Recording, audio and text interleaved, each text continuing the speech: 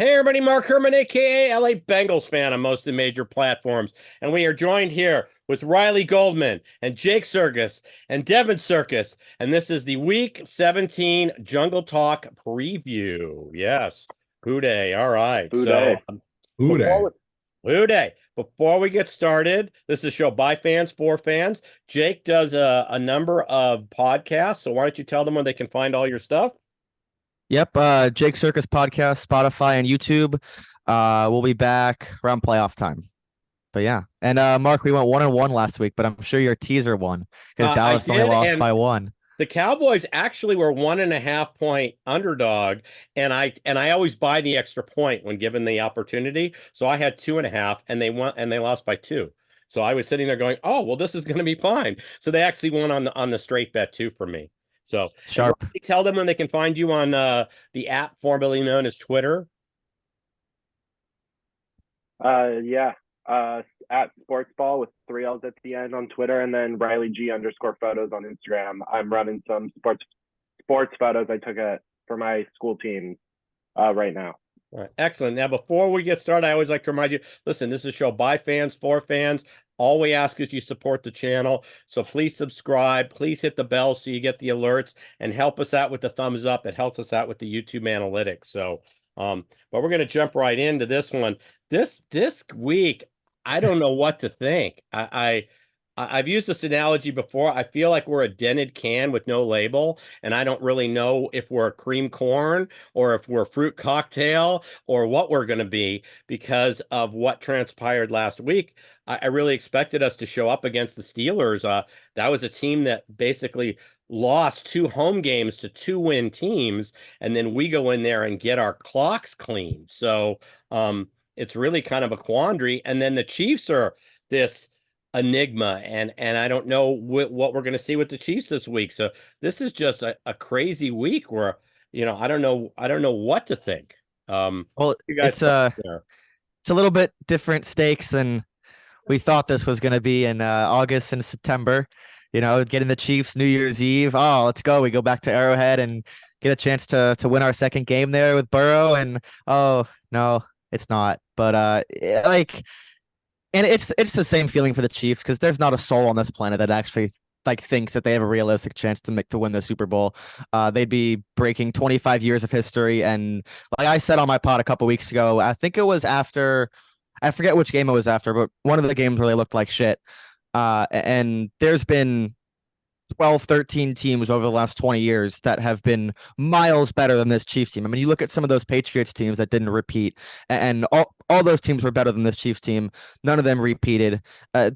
Not only do they not look like a Super Bowl team, but they're trying to break 25 years of history and trying to repeat, which is, I think, the hardest thing to do in sports is repeating Super Bowl.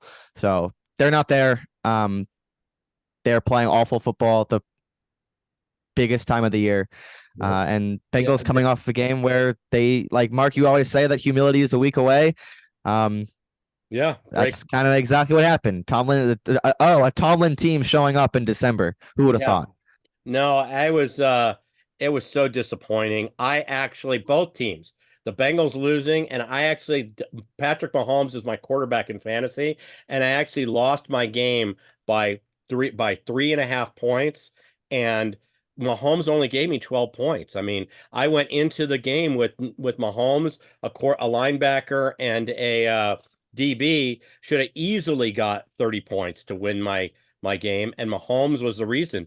The other two came through. Mahomes gave me 12 points, and I'm not in the Super Bowl. So I'm very disappointed with the Chiefs. And actually, if I had started Browning, his 19 points would have got me the win because I lost by 3.5. Mahomes only gave me 12. So that's pathetic. That's bad. Just to add to what Jake was saying, imagine in August if obviously this game, like Jake said, circled, highlight, gold starred, two teams probably playing for a 1 seed. If I would have told you back in August that this game would feature one team that had little, I don't want to say little to no chance, but little chance of making the playoffs, and the other one would be in danger of losing out on the division, would have blown everybody's mind. But if Kansas City loses out, they could lose the division. Yeah. And, the Bengals have to win out and get a bunch of help, just to make the playoffs. It's crazy. Still getting Nance and Romo, which yippee. Who cares? I personally am not an announcer guy, good, bad, and different. I enjoy my Iron Eagles and Gus Johnsons and the guys that are fun, Kevin Harlan, but I don't get into this guy sucks, this guy hates this team. But yay, we get Nance and Romo in a it is late what it December is. game. The Chiefs look like an imposter as far as division. I mean, they could win their division. They only need to win one game, I think, to win. I think so. Yes. They only need to win one, and it might come this weekend. But the Chiefs just look like they're going to be one and done coming in. I don't know that they even win their first game, even though it'll be at Arrowhead. I mean, this is just it's a really good. What's that? It's a really good chance that we get 4-seeded Buffalo. Chiefs versus 5-seeded Bills. Yeah, in round 1. Or 3-6 could be Chiefs Bills. Well, Chiefs likely won't fall to 4 because the South is going to be the 4, right? Yeah. So it would have to be 3-6. But who knows where Buffalo's going to be? Buffalo's going to get in. They have like a 90%. Cleveland's ahead of Buffalo. chance. Cleveland gets the Jets tonight. Cleveland very well should hold on to the 5. But yeah, we should get high likelihood we get Chiefs Bills at 3-6. Yeah, that'll be a really easy first round playoff game to bet. And I don't have to tell you where I'll be leaning. So I always like to play guess the lines. I have a couple of friends that do it with me. I do it with my dad sometimes. And around this time of year, we always do like guess the lines of hypothetical playoff games. We kind of guess the time slots and the broadcast channels. And we were like, Bills Chiefs, what's the line? And I was like, if the game's in Arrowhead, the Chiefs will be favored, but it's going to be by 1. So like, I think that there'll be a lot of Bills money on that. I know I have my Bills. I have my Bills futures. Yeah, I mean, most power ratings have the Bills higher than the Chiefs right now. Right. Wow. That I've seen. And they should.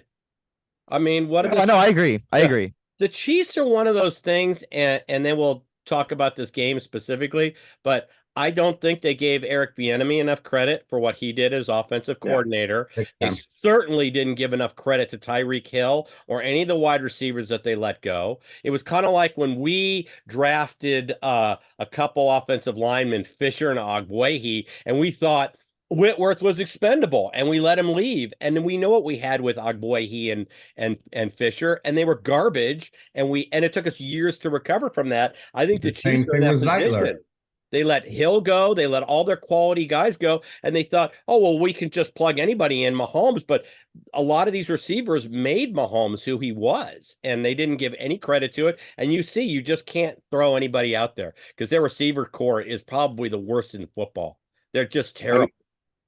I mean, receivers have to the catch biggest a ball. thing. Go ahead, Riley.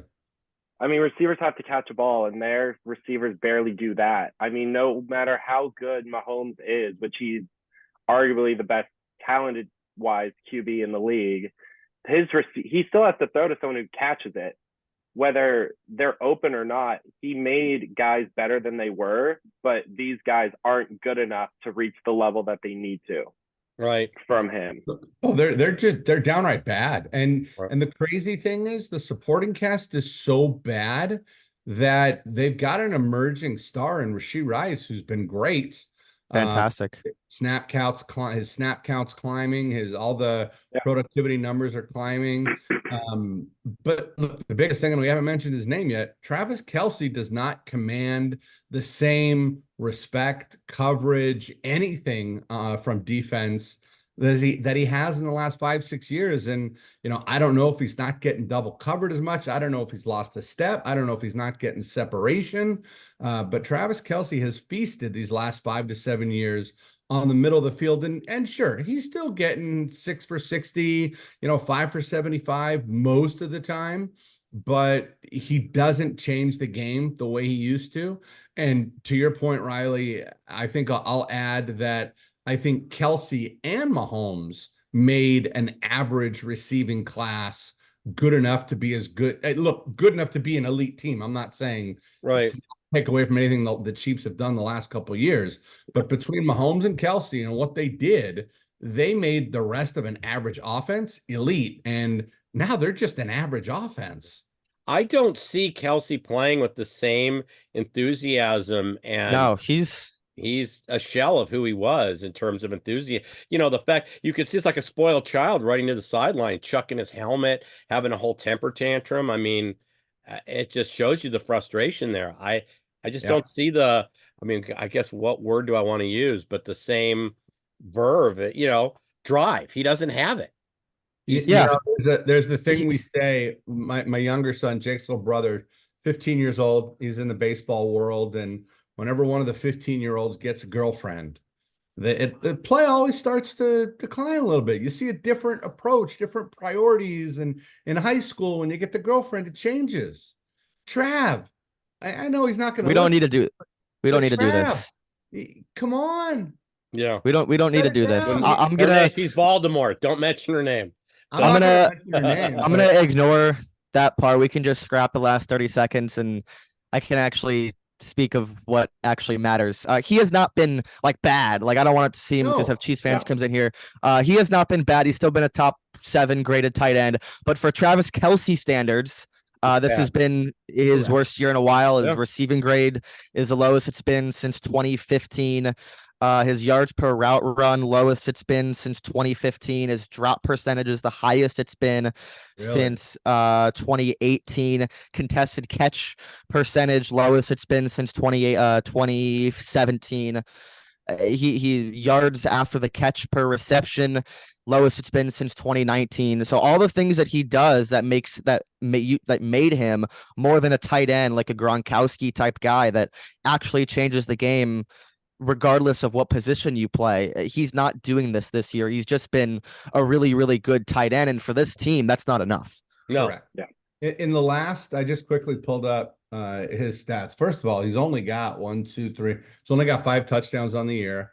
Pretty sure he's been a double-digit guy for at least the last 3 to 5 years. Yeah. But the last Easy. 5 games, 5 for 44, 7 targets.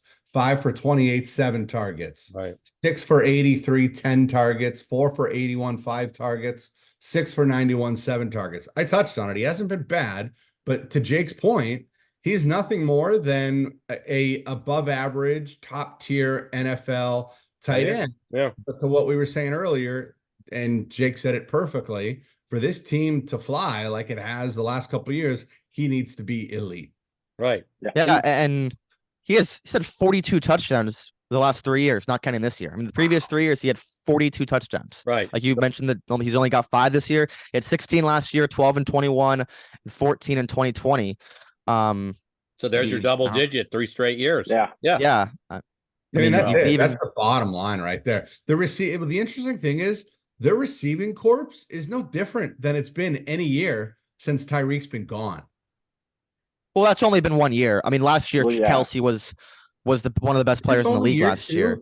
Is this only Yeah. year 2 without? Yeah, that's only year yeah. 2. Feels yeah. like it's been longer, but yeah, you're right. I mean, like the whole Juju was good last year. He was good late. You're right.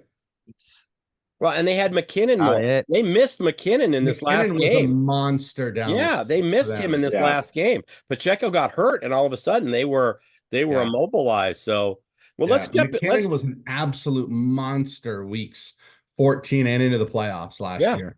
So, Yeah. I mean, they missed him last week. Let's jump into the injury report because we don't know. Is Pacheco going long to play? one. Is he out of concussion protocol? Pacheco? Pacheco's questionable. Edwards-Alaire's questionable. So their running back 1 and 2 are both questionable right now. I think CEH should be back for the game, but Pacheco's still very much a game time decision.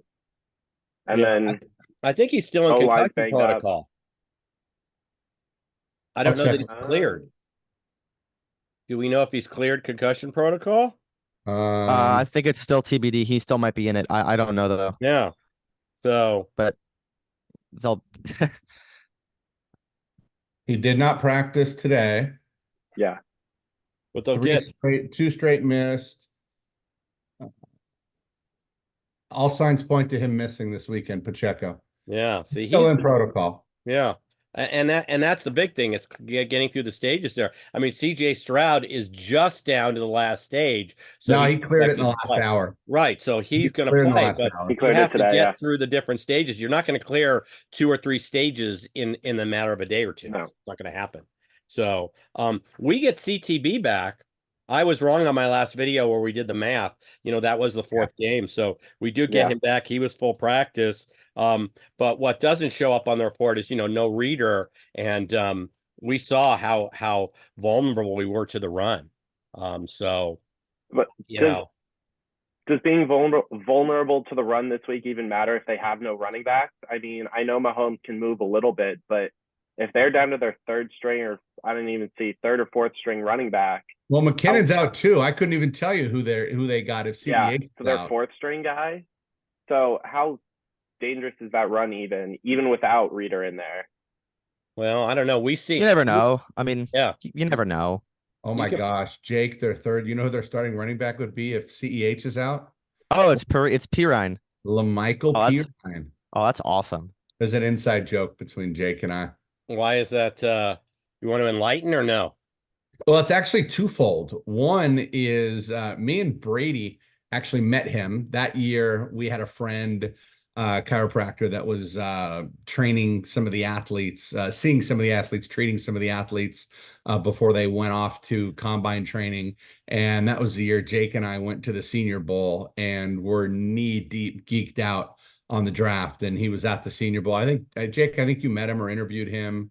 And Jake and I went so deep in the draft, like we were mocking out 7th round, and Jake could probably, tell you the name and school of all 200 and however many guys that were drafted that year. And for an old man, I can do all right with a lot of those names. So that was a fun year for Jake and I. And P. Ryan was one of those dudes. Right. So, Sorry. So what do you think of him? Do we like him? Can he run? No. I mean, like he got an cut NFL from running. the Jets after his sophomore year. I mean, no. All right, let's move on. Let's talk about Jake Browning. All right. Yeah, The I'm really pumpkin? curious what we're going to see with Browning this week. Does he bounce back? Does he not bounce back? No, he's not going to bounce back. He's a backup. Right. Well, Like, he might play well. sold. Look, I'm gonna make a couple Disney analogies. good. We got sold Fool's Gold. We bought. Okay, Mister, we're gonna make the Super Bowl. I never said that. We bought Fool's Gold. We traded up for some magic beans. Jake Browning has it's midnight. He's turned into a pumpkin. Look, he is what he is. He's a backup quarterback. We got all excited. The Monday night in Jacksonville was freaking phenomenal. Right. 2 great matchups with Indy and Minnie. Did what we needed to do, play well. It was a lot of fun. The whole Jeremy Lin, Tom Brady in '99, it was awesome. But it's midnight. Jake Browning is Jake Browning. He's a backup at best. And we spent a lot of time talking about the Chiefs' offense. Their defense is really good. Yeah. No, well, that's so good. that's the part that scares me the most. I mean, there's only, what do they say? There's only 3 teams that have more sacks than them. So they're in the top on terms of pressuring the quarterback. Yeah, Chris Jones is licking his chops. He's excited. Yes. I saw a stat yesterday that said, or the other day that said that even though the Raiders won, they didn't have a completion after the first quarter of that game. Yeah. Oh, yeah. Now their defense held a team to 0 completions through 3 quarters of NFL football. That is unheard of. Yes. And I don't know that they we're about to attempted face more them. than 2 or 3 passes, Riley. Jake, do you remember? I don't remember how many they threw, but I know that at some point when they were up like 2 scores, O'Connell was 0 for his last 11. Oh, Right. so it was bad in addition to, okay, my bad. Yeah. Yeah, that was when they were up 2 scores. Yeah, the back-to-back turnovers, the Chiefs never recovered from that. Here's your line. I don't think we get that kind of performance out of Mahomes again. Here's your line. Here's your line from the winning quarterback that defeated the very imposing Kansas City Chiefs defense. 9 of 21 for 62 yards and no touchdowns. And it was the 9 were all in the first quarter. Yep. This Chiefs defense, like they haven't been as dominant in recent weeks as they were earlier in the year, but like their pass rush is really good. Like they go, like I like to go through the spine of the defense. Like up front, they're great. I mean, they have two elite pass rushers, Karlaftis, who was turned into a home run pick. I think they got him. I think he was a first round pick. Maybe he was early second, but I feel like he was a first round pick. He was He because was we one. wanted him when we were watching in that. 22. Yeah. So That was this the is year Dak 2 of Hill him. He's been great. He's has 2 less pressures than Chris Jones, who's missed a game. But both of them are phenomenal. When you look at their linebackers, Drew Tranquil, I forget the other guy's name. But sorry, Bolton. Yeah, Tranquil, Bolton. Obviously, how did I forget Bolton, Mizzou guy? But great.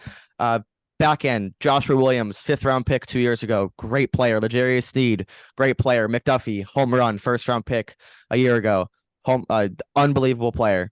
Like even their safeties, Justin Reed and Mike Edwards, like that's probably their weakness in the back end, but those are still 2 of the better safeties in the league. They're so deep, they do everything well. Tranquil and Bolton are just as good stopping the run as they are in coverage, probably even a little bit better. Same thing with Chris Jones. He can play anywhere on the line. Karlaftis is so powerful as an elite. When you get into the geek lineman stats like the run block win rate or whatever, Karlaftis kills in that. He's like upwards of Sam Hubbard numbers. This defense is great. I don't know how the Bengals are going to score. Like seriously, Yeah, the screens, the screens that we do, that's not working against Spags. No. And we had a team last week without either starting safety, and we couldn't take advantage of it. We couldn't. So I don't know. We don't have that this week, even though, you said the safeties are their weak point. It's still not an Achilles heel for them. Yeah, and maybe with the way that this is going, because Bengals fans annoyed the world for 3 weeks, calling Jake Browning the prince that was promised. Maybe we're going to be the bridge that leads KC back to glory, and they'll put up 40 against our awful defense that has no depth and has no direction and is missing their best player. Like, yeah, maybe that's what we're gonna get. But hey, if it leads us to getting a 4th place schedule, which is what I've wanted all along since Burrow got hurt, yes, then I win. Yeah. One of the things I said in the recap video was that one of the silver lining on losing last week was we haven't seen one Facebook post saying, so if Browning leads us to the Super Bowl, we should cut Burrow loose. I was so sick of hearing that and seeing that. It was posted countless times, on what we should do with Burrow when You're in the wrong Browning group leads us to the promised land. No, unbelievable. So at least all that talk just stops because Browning showed us that he is, and I do feel good. I feel he's a better backup next year coming on to the team, that he's gotten this experience, and I feel like he could win some games for us where I didn't feel that in the preseason, but he still, don't get confused, he is a backup quarterback. Burrow's our future. So, but there were a lot of people, we shouldn't have spent the money, There was all kinds of stupid stuff out there, and it stopped. We haven't seen it since our loss to the Steelers. So that was one silver lining. And I do, it's going to be, it's a revolving door.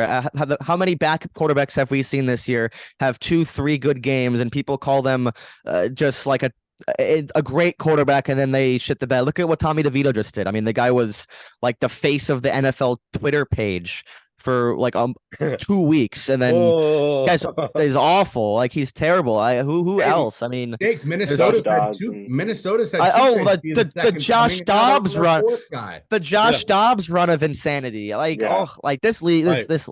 And then Nick Mullins, everybody was all gushy on Nick Mullins. By the way, you can find it. There is an article from, I want to say, what year was Jimmy hurt? 2018, I want to say. I want to say it was 2018, the year before Jimmy led them to the NFC Championship game for the first time.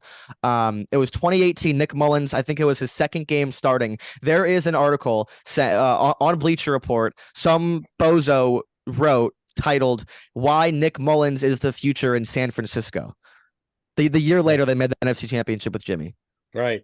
So, well, so is there anything else anybody wants to throw out in terms of the Bengals or the Chiefs before we do any predictions? Just one more general thing to throw out. Sure. And look, there's lots of different levels of fans and different things fans prioritize.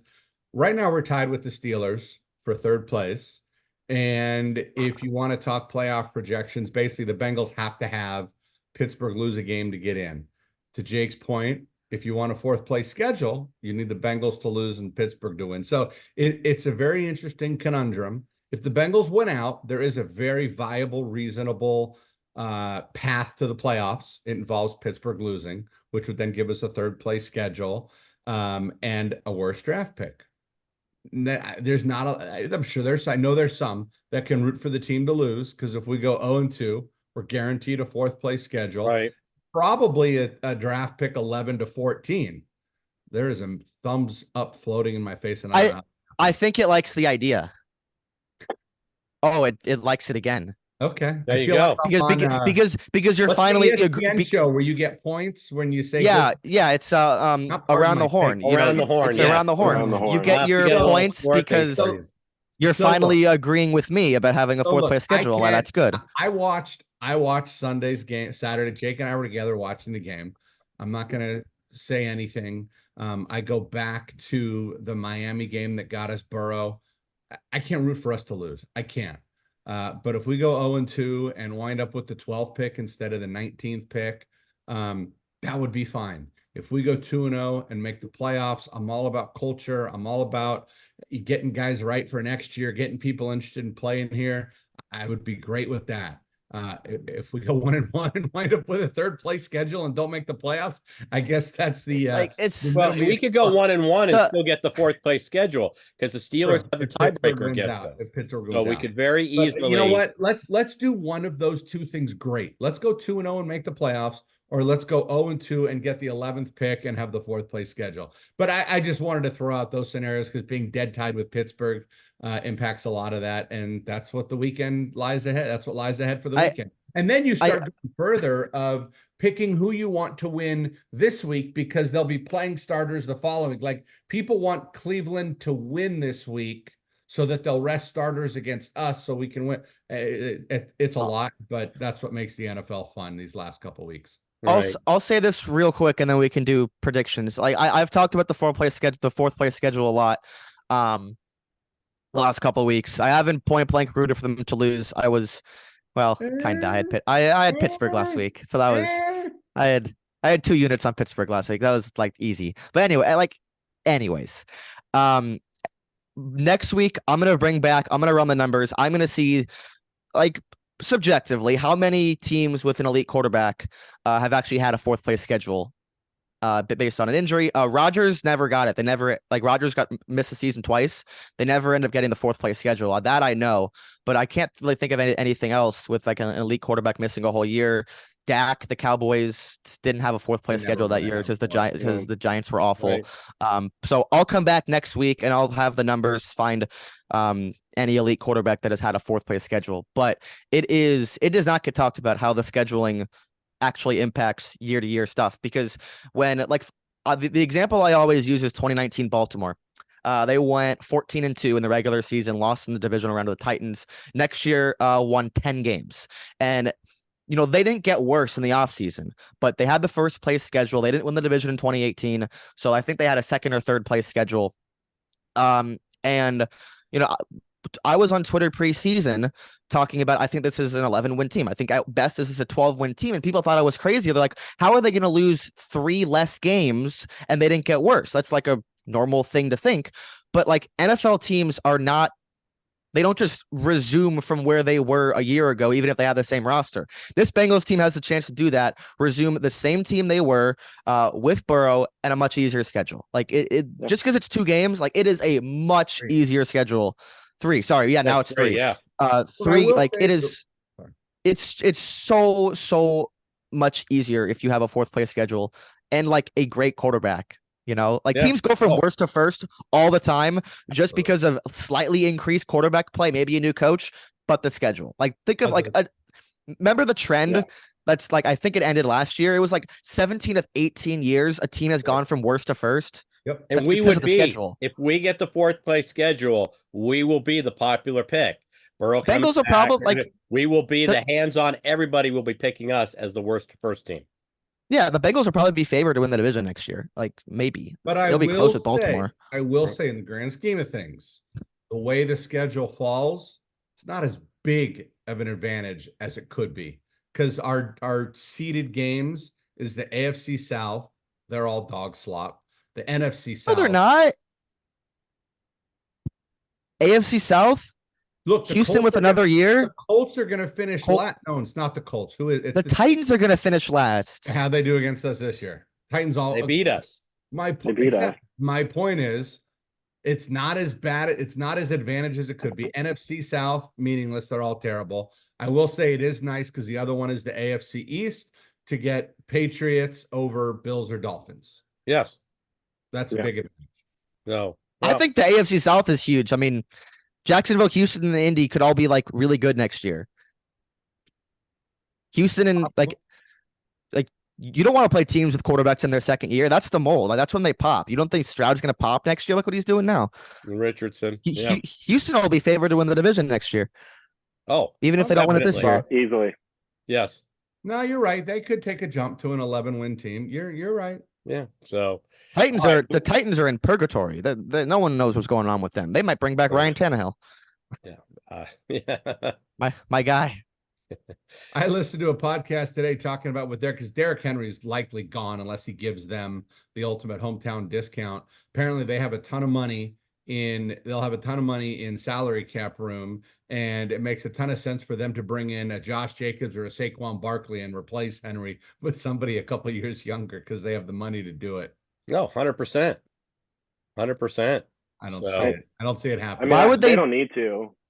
They have Tajay Spears backing him up, who's already increasing Tajay touches Spears right is now. not a 200 carry guy. I love him. I think he's great. But they'd bring someone in. They don't need to bring in Josh Jacobs. Guy's holding out for $20 million. He'll Fuck be lucky him. to get 10. We'll see what he winds up taking. He might be on a 1 year to prove it deal next year. So they could certainly fill the gap. And one of the things we haven't touched on is the Russell Wilson getting benched. I mean, it's a clear move that they're moving on. They don't want to risk an injury. Well, it's real simple. His contract's guaranteed if he can't pass his physical. So they're going to make sure that he's not going to get a football injury. So they benched him these 2 weeks, and you just touched on it. Football injury. Is that part of his what if he trips going down his stairs and breaks his leg? Does that not count? It's football. The insurance doesn't kick in. It's football injury. Okay. That's what the Raiders did with Derek Carr last year. Remember they benched him the last 2 games? So Same thing. Yeah, it's a clear indication. So we'll see where they go. But teams already thinking about next season. I mean, this is a team, the Broncos, that have a 5% chance of making it, and they decided, hey, it's not worth not worth risking $37 million of guarantee to put Wilson out there. So what's crazy is what their cap hit's going to be over the next 2 years. Isn't it 30-ish million, Jake? I haven't looked at it. I don't know. But there is an out. Like it's not as bad. The next 2 years. No, I think it's 1 year. They're gonna release him. No, he's gone. They're gonna release him. But I think it's a 2-year hit.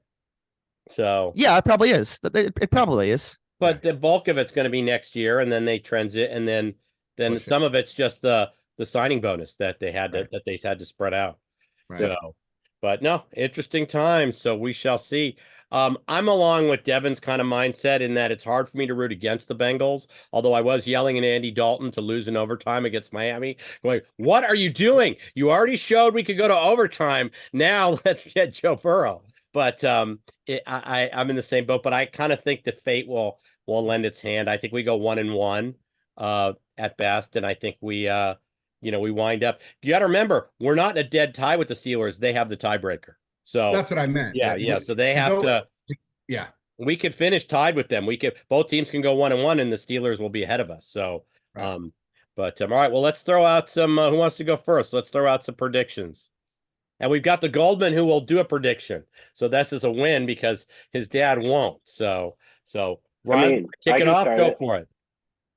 I think this could be I think it's a Chiefs win pretty easily. I have it at 24-13, but this could be just as easily a 44-13 Chiefs win as it is a 24-13. I don't think they do that much offensively. I think they're too banged up right now, but yeah, I think they bounced back after losing last week pretty embarrassingly, but 24-13 Chiefs. There you go. Who wants to go next? Yeah, I'll give out my pick too. What do we go? We went 1-1. We had Dallas and the Ravens last week, Mark. I think that's what We it had was. we had Dallas and the Ravens, and Dallas did win if you bought the extra point, which I always Or advise people to do. or if you were not a bozo like me and bet it on Monday and waited till Friday when the 2 popped up instead of the 1.5, and you would have pushed. But Right. anyways, pick this week. It's very simple. We're going back to the college. Alabama plus 1.5. They're gonna Yeah. win. Yeah, I like Bama That's too. it. No, So, no explanation needed. They're gonna win. none Anyways, needed. No, good pick, solid pick. Trust me. Chiefs 24-17. Okay. I feel bad because I'm picking the Chiefs also. I just in I'm picking the Chiefs because of the Chiefs defense. It's that simple. I Yeah. think Andy Reid figures out a way to get a couple scores out of these guys. There'll be a gadget play, there'll be something, whether Pacheco's in, I don't care who's at running back. They'll scheme up some stuff to get the 2 or 3 touchdowns they need to win it. And I've got 24-10. I just, like I said, I think we're going to struggle to score. I really do. So, Mark, I actually had the exact same score initially, 24-10. But the more I think about it, the Bengals have shown, Jake, I think you alluded to it earlier. The Bengals have shown a way to get struggling teams right this year, and I think they're going to do it to KC this week. And I think they jump out. I'm not projecting Kelce goes back to his old ways. But I say it again, and Mark, you talked about your fantasy matchup last week. My statement of the Bengals are the worst team historically against the tight end cost me my fantasy matchup last week because I played Freiermuth and put up a goose egg. right. Kelce goes off somewhat, and I think it's 31-10 KC. There you go. So you've got the extra score. And guys, please put your predictions in the comments. Feel free to tell us we're wrong. And by no means is this an anti-Bengals show. We just tell it like we think. We all bleed orange and black through and through. I've been a fan from the beginning, but I'm just, I can't get up here and pull a Stephen A. Smith and tell you something that I fully don't believe in my heart. And just argue a point. So, I just think we're the get right team. I hate being the get right team, but that's exactly where we find ourselves here. I think the Chiefs are one and done. And I think in the long run, if we don't make the playoffs, it's going to be better for us. I really do. But I'm not going to root for that, but I think fate will lend the hand. We'll be the creamed corn and not the fruit cocktail. Yeah, this team should be nowhere near the playoffs. Remember, I agree. The Skylar Thompson in a playoff game last year? Like, no. Oh God, I forgot about that. Yeah. To your point, Mark, if you're rooting along at home, the teams you're rooting for: Atlanta, New Orleans, Green Bay, Vegas, Denver, and Minnesota. Those are the 6 teams that are a game behind or ahead of the Bengals in the draft order. Just for the record, the number 10 pick in the draft is 7-8. So if half the teams that are 7-8 and 8-7 lose one, and if the Bengals happen to run into misfortune and lose 2, we're looking at a top 12 pick, give or take. Yeah. No, and a fourth place schedule. 10 and 13 and a fourth place schedule. With an elite quarterback. So you still think that Jacksonville win meant the world to everybody? No. I like I said, had we won last week at the Steelers, we'd be having a much different conversation. But we'd be in the driver's seat for this. This could arguably be meaningless.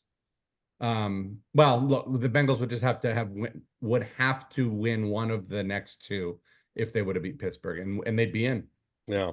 So it's like I said, it's just that type of year, and I'm just gonna let fate do it. I like I said, I hate rooting against the team, but part of me is like, we're better off.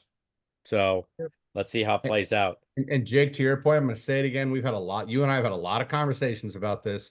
Had we lost out when Burrow got hurt and finished 5-12, it's a very different offseason. It's a very different free agency than if we split or go 0-2 and go into the offseason 9-8 or 8-9. Because this team showed heart. This team showed balls. This team showed resiliency without their leader. And again, it's about a culture, and it's about getting people to want to come here. Yeah, We're and losing key players this offseason, including the heart and soul of our defense, and that needs to be replaced. right. And I think people will still want to come to us, and they did show. And another factor, I feel better about our backup quarterback position. I mean, we've said a lot of things about Browning being a backup, but he actually looks like a viable backup. For 3 weeks, he looked like he could come in and win games. In the preseason shows that Jake and I did, we talked about how we don't have a quarterback who can come in and win a game. Well, I wouldn't make that statement anymore. So there was something positive for Browning playing out this stretch with us. Is I believe we have our backup is on our roster. We don't have to search for that next year. No, I think that's a Be great point. And I cheap read too. something earlier this week that there's a big difference between asking a guy to come in over the course of 7 games and go 5-2 and make the playoffs, or if Burrow tweaks an ankle in week 4 next year and is going to miss 1 week and come in and play 1 game. There's a big difference in that. Right. And Definitely. I'm not saying Browning's a lock to be our backup. I'm saying that if he is the guy next year, yeah, he's probably fine for a game here and there. Yeah, and I feel better about it because going into the season with how he looked against Trevor Siemian, I didn't think he could win a game. I really didn't. So, and I'm happy to be wrong, and we'll go from there. But that's another positive. I really feel like we have our backup quarterback, and he won't cost us a ton of money. Right. So he won't cost us Gardner Minshew money. So yeah. But all right. Well, Jake, remind everybody where they can find your podcasts again. Yep, Jake Circus podcast on Spotify and YouTube. Also follow me on Twitter at Jake Circus and Roll Tide. And Riley, remind them where they can find you on Twitter. Yeah, at Sportsball with 3 L's at the end on Twitter, and then RileyG_photos on Instagram. There you go. And like I said, please put your score predictions down. If you think we're wrong, tell us we're wrong. And subscribe. It's all we ask. It's a show by fans for fans. So please just support the channel. We will be back. Go ahead. And Devin. I apologize, Mark. You wrap up so well, and I know I always do this. I could be wrong, but I don't think we've even mentioned Jamar Chase's name in this entire show. And he practiced today. He's got a chance to play. I don't think we mentioned his name. I wore the jersey. Yeah, it's an outside chance to play, but I honestly don't think it's gonna, we talked last week about him coming in as a decoy and opening up the field for T and Boyd and Irwin and Yoshi. It seems more likely this week. Look, we touched on it. We know everybody in that locker room wants to win this game more than anything. Right. So if he can be a decoy, I think we'll see him. I don't know, but got to mention the show, number one's name. Yeah, no, we didn't mention him, and you're right. Our injury report's kind of lean because most of the guys that mattered are, that they're just gone for the year. So they're not even on the injury report. The readers and stuff are just, they're gone. I think our season really changed when we lost Reader at the very beginning of that game. So yeah, I think that's where our season kind of changed. So I'd say Burrow getting hurt changed it a little bit. Well, it did, but then we had some hope. I know. We had the infamous deadly hope. So well, please subscribe. Give us the thumbs up. It helps us out with the analytics. Give us your score predictions. We will be here right after the game with the recap. Some of us will be here. We'll see how it plays out. But with that, I'm going to say hoo to everybody and have a happy and healthy new year. Take care. Hoo day. Hoo day.